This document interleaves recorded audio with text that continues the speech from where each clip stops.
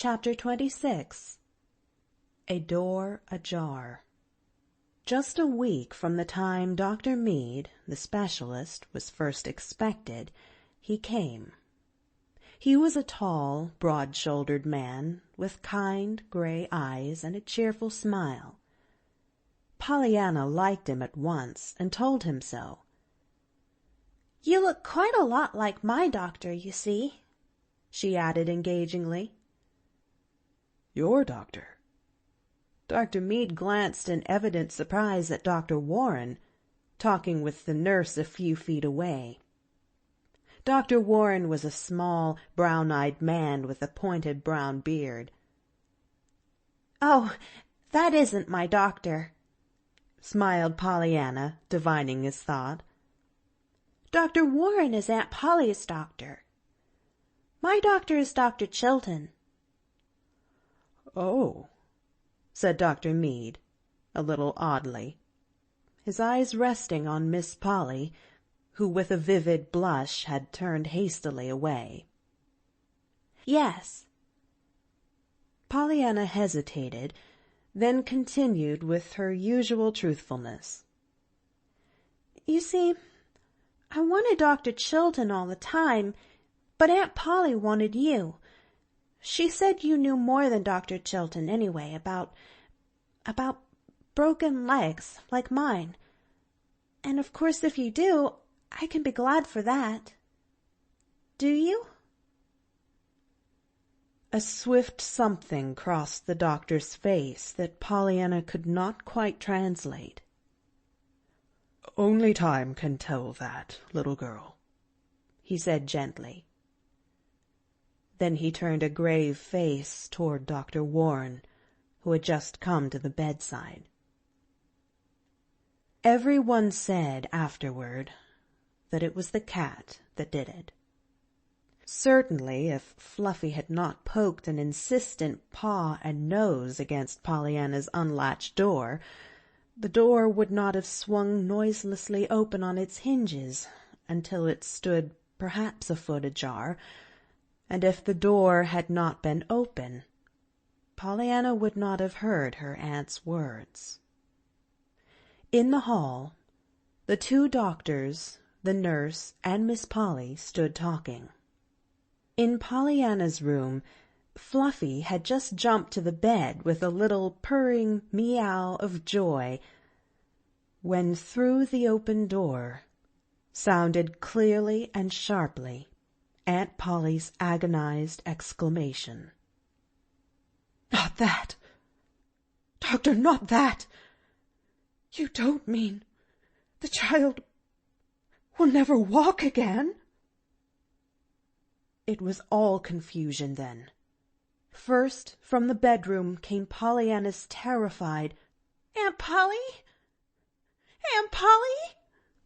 Then Miss Polly, seeing the open door and realizing that her words had been heard, gave a low little moan, and, for the first time in her life, fainted dead away. The nurse, with a choking, "She hurt," stumbled toward the open door. The two doctors stayed with Miss Polly. Dr. Mead had to stay. He had caught Miss Polly as she fell. Dr. Warren stood by helplessly.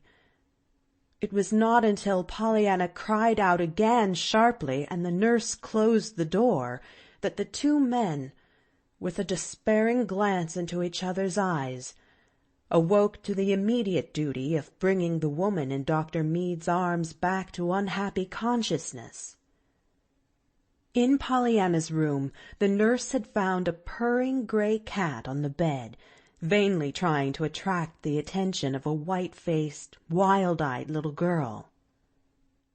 "Miss Hunt, please, I want Aunt Polly. I want her right away. Quick, please."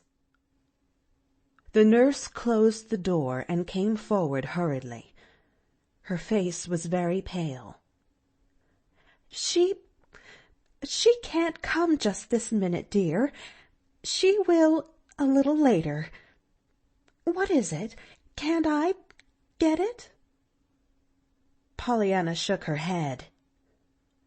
But I want to know what she said. Just now. Did you hear her? I want Aunt Polly. She said something. I want her to tell me 'tisn't true. 'Tisn't true. The nurse tried to speak, but no words came. Something in her face sent an added terror to Pollyanna's eyes. Miss Hunt, you did hear her. It is true. Oh, it isn't true. You don't mean I can't ever walk again? There, dear. Don't, choked the nurse. Perhaps he didn't know. Perhaps he was mistaken. There's lots of things that could happen, you know. But Aunt Polly said he did know.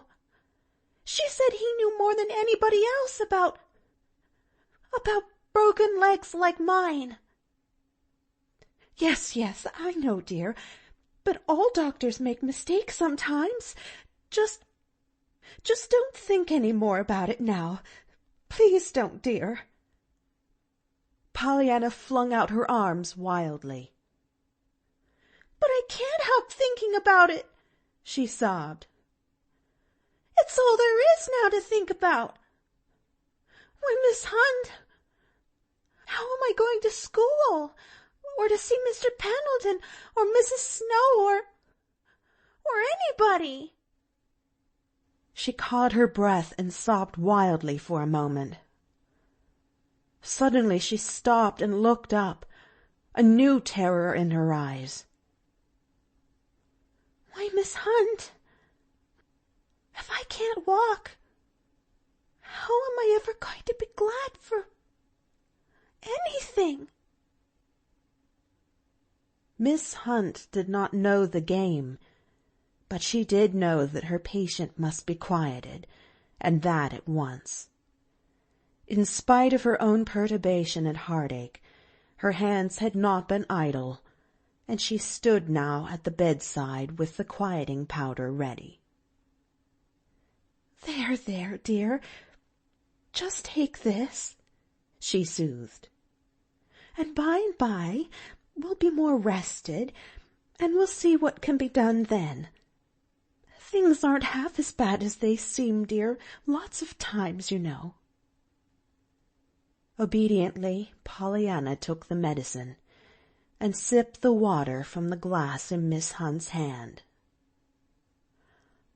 I know that sounds like things Father used to say, faltered Pollyanna, blinking off the tears.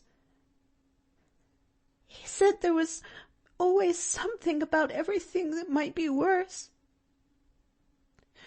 But I reckon he never just heard he couldn't ever walk again. I don't see how there can be anything about that could be worse. Do you? Miss Hunt did not reply.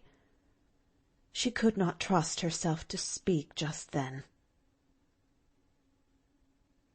End of Chapter 26. Read by The Story Girl.